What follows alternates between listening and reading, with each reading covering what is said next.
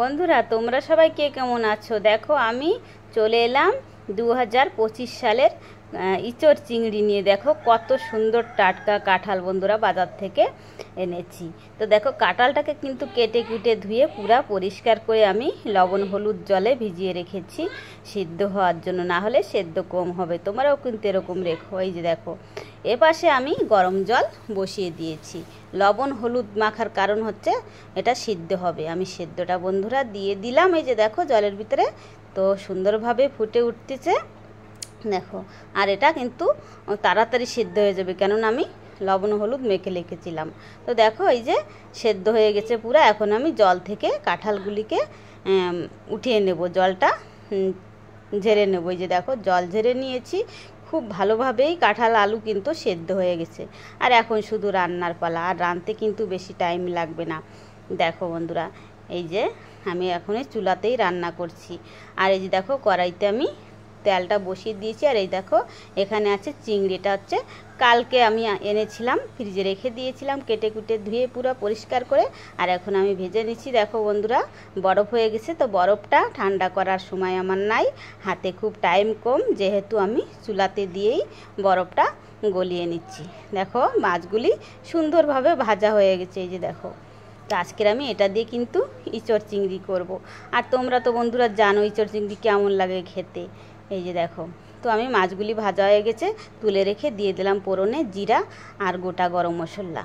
তো এবার ছেড়ে দেবো কিছুক্ষণ ভাজা হওয়ার জন্য। দেখো ভাজাও হয়ে গেছে।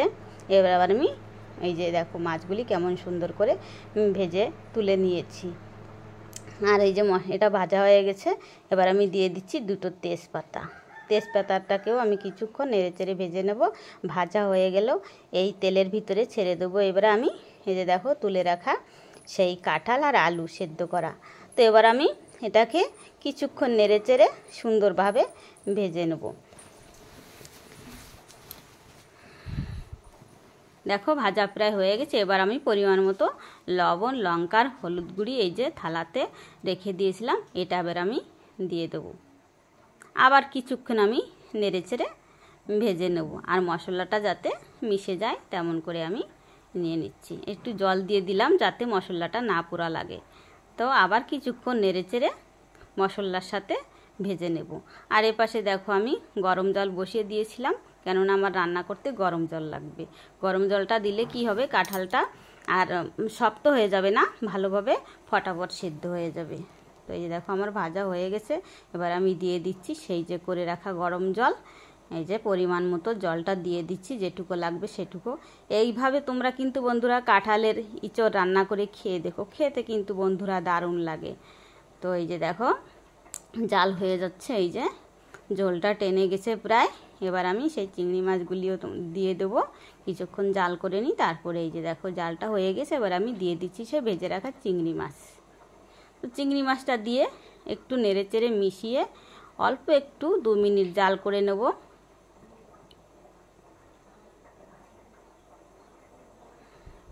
এই যে দেখো বন্ধুরা 2 মিনিট জাল হয়ে গেছে, তরকারিটা কিন্তু প্রায় হয়ে গেছে শেষের দিকে। এবার আমি একটু উপর থেকে গরম মশলা তারপরে জিরা পাউডার এই সব কিছু মশলা দিয়ে দেবো। দিয়ে তারপরে কিছুক্ষণ নেড়েচেড়েই কিন্তু আমি বন্ধুরা তুলে নেব। আর আজকের আমি এই যে ইচড় চিংড়ি রান্নাম, তোমাদের কাছে কেমন লাগলো কমেন্ট করে জানাবে কিন্তু বন্ধুরা। আর এরকম করে তোমরাও ঘরে কিন্তু রান্না করে খেয়ে দেখো। এবছর 25 সালের প্রথম আমার ইচড় চিংড়ি, কিন্তু আগে কখনো আমি খাই নাই। তা এবছরে তা প্রথম রান্না করলাম এবছর, তা আমি তোমাদের কাছে শেয়ার করলাম।